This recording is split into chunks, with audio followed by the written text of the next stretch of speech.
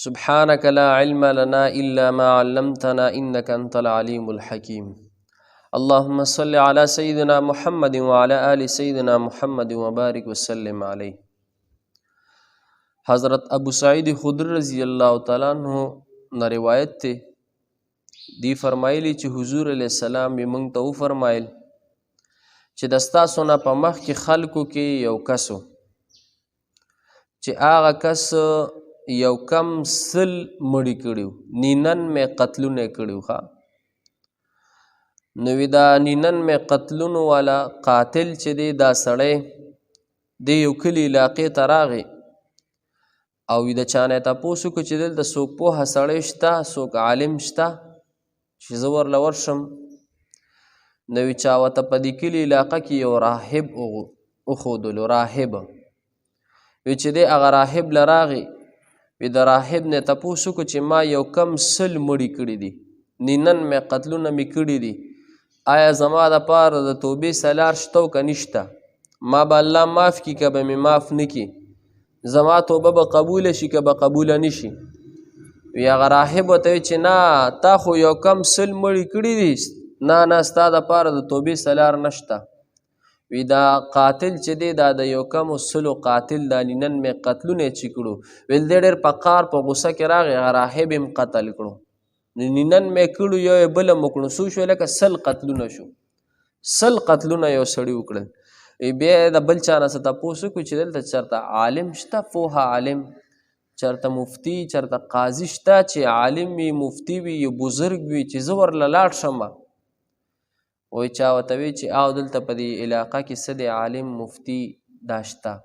وی عالم مفتي له چې راغی نو وی هغه ته وی چې ما 100 مړي وکړل، 100 مړي مې برابر کړل، آیا زما دپاره د توبې سلار شته او که نشته؟ ما به الله معاف کړي که به مې معاف نه کړي؟ زما توبه به قبوله شي که به قبوله نشي؟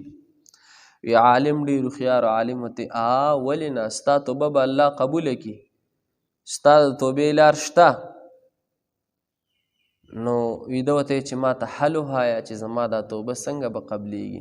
عالم ورته وی چې دا علاقه دا کلی به پرېږدې او زه درته یو ځای ښیم، هلته لاړ شه، هلته نیکان، صلحا، اتقیا، علما، بزرګان، د الله ولیان هلته راټول دي، هلته هغوی د الله عبادت کوي، ته هلته ځان ورسوه، خو دې کلي علاقې ته به واپس نه راځي. خبره پوه شوې لکه؟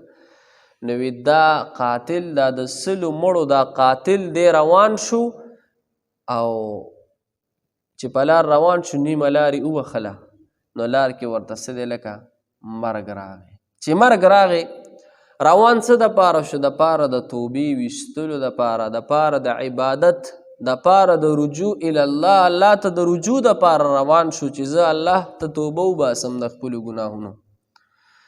وی چې روان شو نیمه لارې توی کړې وه، نیمه لارې وښلې وه چې په دې کې ورته مرګ راغی. چې مرګ راغی نو د رحمت فرشتو وی چې د ده روح به موږ به راوړو، د غضب فرشتو وی چې نه د ده روح به موږ ته پاتې کېږي. د رحمت فرشتې هم رالې، د غضب فرشتې هم رالې. د رحمت فرشتو وی چې د ده روح موږ ته پرېږدي، د غضب فرشتو وی چې د ده روح به موږ ته پرېږدي. دا دواړه ډلې فرشتې د یو بل سره څه په مکالمه وي، په خبرو وي. په دې کې الله تعالی یو بله فرشته راولېږله د دې د فیصلې دپاره. نو چې الله جل شانه بله فرشته راولېږله دې د فیصلې دپاره، تپوس یې وکړو د رحمت فرشتو وي چې دا سړی دپاره د نیکۍ روان شوی دی، دپاره د توبې روان دی، د توبه وویستله یا توبې له روان دی یا عبادت له روان دی، موږ به د دا روح وړو. د غضب فرشتو وی چې نه ده خو لا د نیکۍ کار کړی نه دی، ده خو 100 مړي کړي دي، موږ به د ده دا روح په موږ سره څه دی پاتې کېږي به. هغه فرشتې چې الله تعالی بله فرشته رالیږلې وه، هغه فرشتې ورته ویل زه به درله فیصله وکړم. فیصله به داسې وکړو چې دی د کوم ځای نه را روان شوی دی او کوم ځای ته ځي، نو د دې ځمکې فاصله چې څومره ده دا به پیمایش کړو، دا ځمکه به ټوله ناپ کړو، د دې پیمایش به وکړو چې دا څومره ده. نو او که چېرته دا سړی د نیکۍ ځای ته نږدې و، دپاره د رجوع الله، دپاره د توبې، دپاره د عبادت، د نیکۍ طرف ته دی نږدې و، نو بیا به د رحمت فرشتې د ده روح وړي. او که دا سړی د هغه ځای نه لرې نو بیا به څه دی لکه د غضب فرشتو ته به روح پاتې کېږي.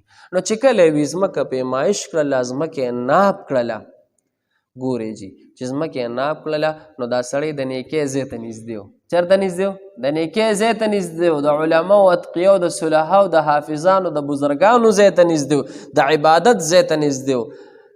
فیصله دا وشوله وي د ده روح په چې دی دا به د رحمت فرشتې به وړي ځکه چې دی د نیکۍ ځای ته نږدې دی.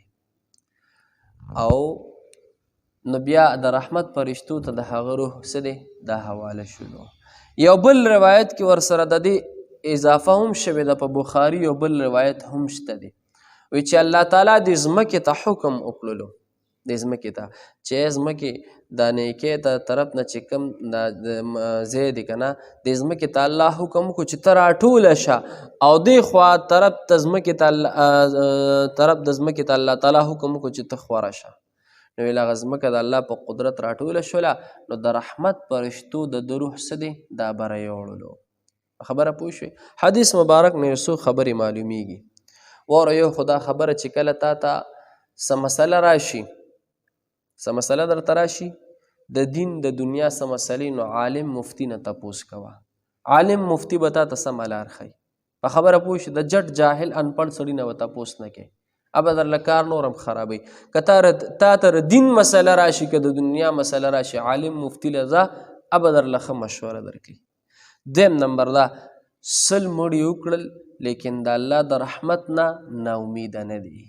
سل مړي وکړل، سل مړي وکړل، سل قتلونه وکړل، بیا هم د الله د رحمت نه ناامیده نه دی، وایي چې الله به مې څه دی معاف کي.